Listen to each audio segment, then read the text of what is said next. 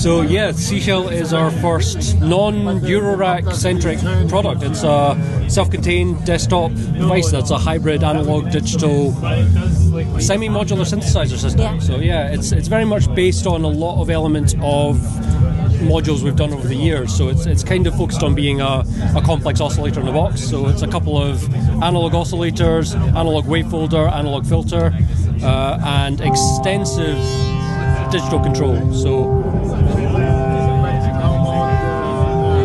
we've developed it to pair with a native VST plugin that we developed with the engine in mind. So there's direct control from the hardware to the software, but also vice versa. The software can directly control it. So there are kind of a few different use cases we're aiming for with this. If you have an existing Eurorack system, this gives you a pair of analog oscillators. One can drop to low frequency ranges.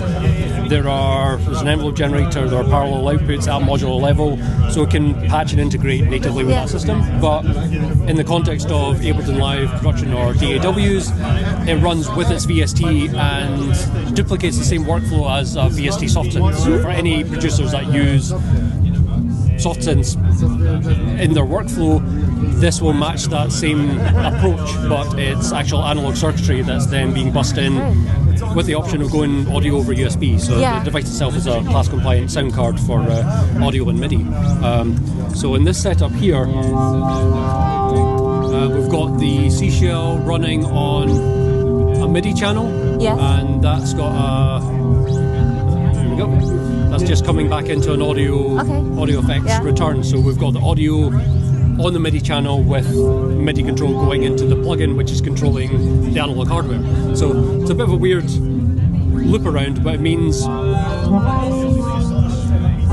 it's very immediate. I've got a lot of control over a very flexible analog voice that borrows a lot from the CSL complex oscillator.